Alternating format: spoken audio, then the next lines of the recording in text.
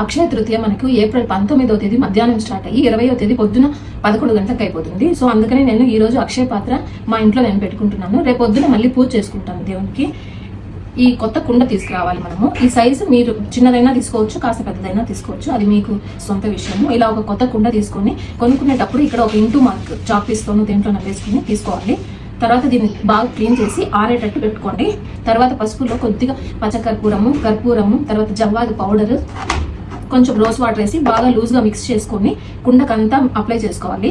తర్వాత అదే కుంకుమలో మనము కొంచెం రోజ్ వాటర్, పచ్చకర్పూరము, కర్పూరం వేసుకొని అది కూడా నీళ్ళలాగా మిక్స్ చేసుకొని ఇక్కడ శ్రీమన్ రాసుకోవాలి. చుట్టూ బొట్లు పెడితే ఇది అక్షయ పాత్ర అయిపోతుంది. ఈ అక్షయ పాత్రని ఇట్లాగే నేల మీద పెట్టకుండా ఇలాగ రాగి ప్లేట్లో కానీ, సిల్వర్ ప్లేట్లో కానీ, ఇత్తడి ప్లేట్లో కానీ పెట్టుకోవాలి.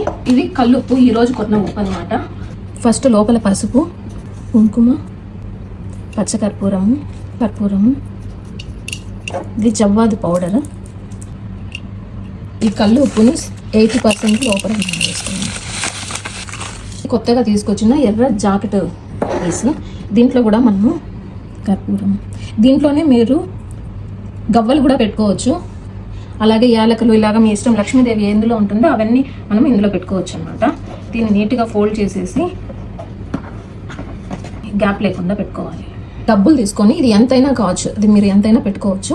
దీన్ని లోపల మనము పెట్టుకోవాలి. అక్షయ పాత్రని మీరు దేవుని దగ్గర అయినా పెట్టచ్చు, లేదంటే మీ బీరువాలో అయినా డబ్బులు బంగారు పెట్టే చోటైనా పెట్టుకోవచ్చు. మనం ఇంటికి కొత్తగా తెచ్చుకునే ఏ నగలైనా, ఏ బంగారం అయినా, లేదంటే డబ్బులైనా, ఈవెన్ శాలరీ కూడా దీనిలో పెట్టి మనం నెక్స్ట్ డే కనుక తీసుకుంటే మనకి ఎప్పటికీ లక్ష్మీదేవి మన దగ్గర తరగకుండా అంతేగా ఉంటుంది. అక్షయ పాత్ర మన దగ్గర ప్రతి 3 నెలలకు ఒకసారి ఈ ఉప్పును మార్చుకోవాలి.